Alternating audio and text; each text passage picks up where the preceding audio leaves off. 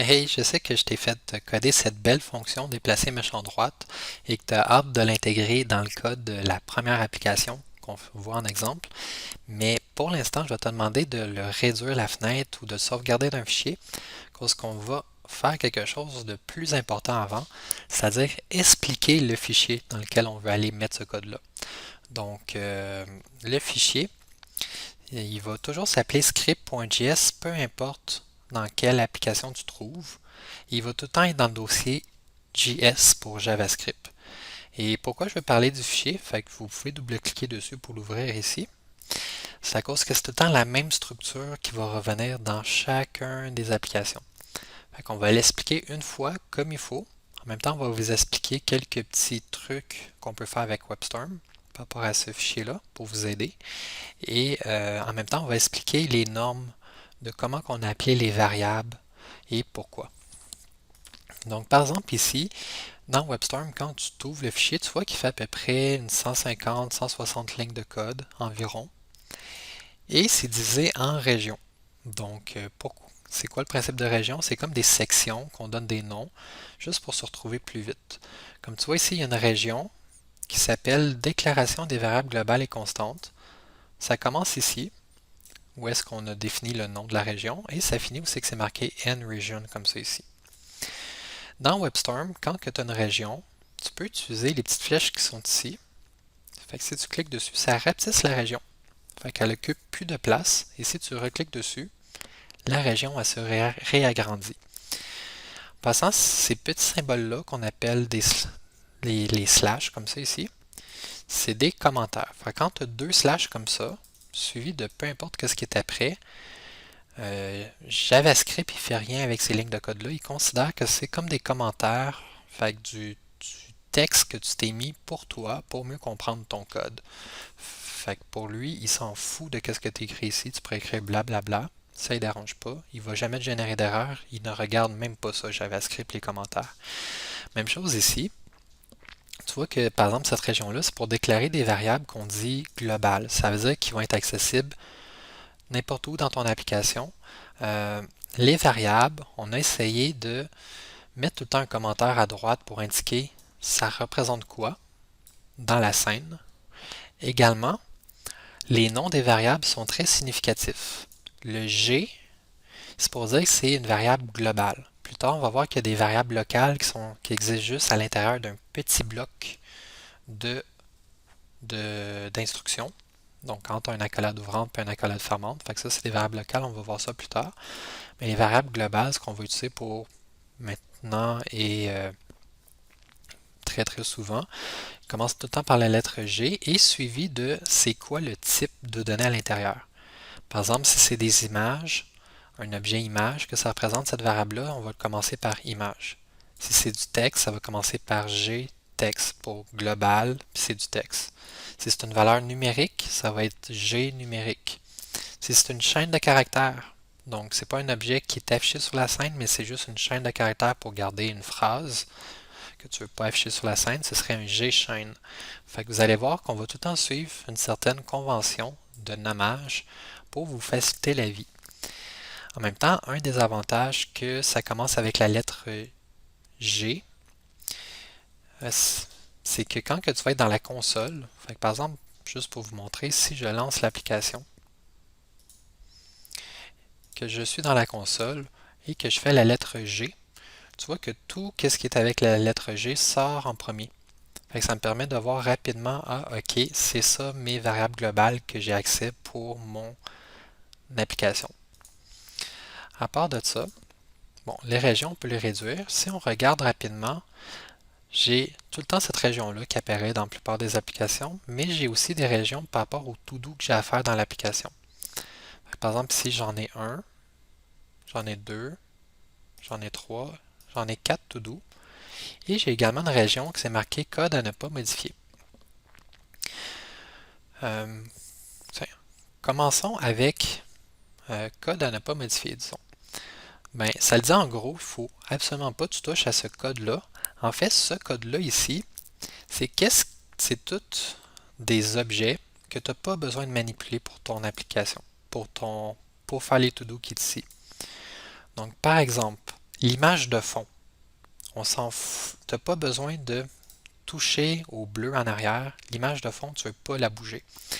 Fait que, au lieu de que ça commence par la lettre G, comme on sait que toi, en tant qu'étudiant, tu n'as pas besoin de toucher à l'image de fond ou au texte du titre, on a mis une barre en bas, avant le nom, pour dire que c'est quelque chose que tu n'as pas besoin, toi, de manipuler dans le cadre de l'exercice. Fait que juste pour pas qu'il y ait de confusion, les barres en bas, c'est des choses que tu pas touches. Fait que retiens barre en bas, pas touche. Donc, à part de déclarer des variables que tu n'as pas besoin de toucher, mais que nous, quand on prépare l'exercice, donc on a une fonction préparer Canva pour exercice, qui existe dans tous les exercices et tous les exemples. Cette fonction-là, elle va manipuler ces variables-là. Mais toi, tu n'as pas à toucher à cette fonction-là ici. La fonction préparer Canva pour exercice, ce qu'elle va faire, c'est justement créer les objets images à partir des fichiers, les positionner à une certaine place pour que quand que je fais F5, le méchant 1 est ici, le méchant 2 est ici, le méchant 3 est ici, le widget est ici, cet objet texte-là, il y a ce texte-là ici avec une certaine grosseur, avec une police comme XAMS à cause ça fait cute, etc. Donc tout ça, c'est la fonction préparer Canva pour exercice qu'il fait, puis c'est nous, en tant qu'enseignants, qu'on est allé écrire le code ici. Donc cette fonction-là, tu n'y touches pas. Éventuellement, on va apprendre comment faire pour rajouter des nouveaux objets sur la scène, comment les paramétrer, puis on va comprendre le code à l'intérieur de ça. Mais pour l'instant, on ne veut pas se casser la tête, fait qu'on ne regarde pas ça. Même chose, tout le reste dans le code ne pas modifié, tu fermes les yeux pour l'instant. Fait que ça, à la limite, tu l'ouvres même pas. Tu peux le regarder pour le plaisir, puis éventuellement, tu vas le comprendre. Mais au début, je ne le regarderai même pas. Je me concentrerai juste sur déclaration des variables globales, parce qu'il faut que tu saches c'est quoi les variables globales que tu dois utiliser pour l'exercice, et les différents to-do. Fait qu'on va ouvrir les différents to-do, tu fais juste cliquer dessus, et ça les ouvre. Donc, la plupart du temps, les to-do vont entourer des fonctions comme ça ici. Okay. Fait que, par exemple, ici, je prends le to-do 2, tu vois que j'ai une fonction. Déplacer méchant vers le bas, ou même to-do 3 ici, j'ai une fonction qui s'est marquée déplacer vers le widget et agrandir méchant. Tu vois que la fonction, elle a un gros commentaire avant. Okay? C'est un commentaire sur plusieurs lignes. Fait que les commentaires sur plusieurs lignes, c'est la syntaxe, c'est un slash avec une étoile, puis il faut que ça finisse avec une étoile et un slash. Fait que l'inverse. Donc, ce commentaire-là sert à décrire c'est quoi le rôle de cette fonction-là ici, qu'il faudra que tu codes l'algorithme. Et l'algorithme, on te donne les instructions à écrire à l'intérieur. Donc ici, par exemple, tu as 5 instructions à écrire pour faire cet algorithme-là ici de déplacer vers le widget et agrandir méchant. Bon. Ici, on voit qu'il y a des numéros au to-do. Fait qu'il faut les faire dans l'ordre. Fait que normalement, je ne devrais pas faire ce to-do-là ici avant d'avoir fait le 2 et ou avant d'avoir fait le 1. Sinon, ça ne marchera pas. On voit que le 1, il n'y a pas de fonction. En réalité, c'est le seul to-do, puis c'est probablement un des seuls que vous allez avoir de ce genre-là, c'est qu'il faut que tu crées la fonction déplacer tous les méchants vers la droite. Donc, en réalité, c'est que tu prends le code de ton notepad ici, tu pourrais le copier et le coller où est-ce que c'est marqué écrire la fonction ici. Tu peux enlever ce commentaire-là et le coller ici. Mais la plupart du temps, les to-do vont être sous la forme de la fonction, elle est déjà définie pour toi, fait que tu n'as pas à écrire le mot-clé function avec le nom, et c'est simplement de la compléter en suivant l'algorithme. Bon. Pour le to-do 2, on n'a pas donné l'algorithme. Enfin, on a dit à trouver, fait que tu vas le trouver toi-même, c'est 3 instructions. Mais tu vois que ici, c'est déplacer méchant vers la droite, sur l'axe horizontal de 30 pixels, alors que l'autre, déplacer méchant bas, c'est déplacer verticalement vers le bas de 15 pixels. C'est un peu volontaire ici, on n'a pas donné l'algorithme, mais tu arriverais à le déduire ou à le trouver facilement si tu as bien compris celle-là ici. Mais sinon, encore une fois, la plupart du temps, les algorithmes vont vous être fournis. Donc, l'algorithme, c'est une ligne, une instruction. Une ligne, une instruction. Comme ça ici. Fait que là, ici, j'ai trois éléments dans mon algorithme, donc j'ai trois instructions à trouver. Je vous recommande au début, lorsque tu essaies de trouver les instructions, de les tester dans la console avant de les mettre dans ton fichier, parce que c'est plus rapide et plus facile à déboguer. Le fichier c'est un peu long, il faut que tu sauvegardes tes changements faits dans le fichier, save all, puis après ça tu repars ta page, il faut que tu la fermes puis tu la réouvres, c'est pas super le fun. Donc c'est plus rapide comme ça, sinon c'est ça. Donc tu as des to-do, il faut juste les compléter, puis à la fin quand tu as fini les to-do, ben, ça fonctionne. Et par rapport au to-do, il y a un outil ou une fonctionnalité intéressante dans WebStorm qui permet de toutes les afficher d'un coup.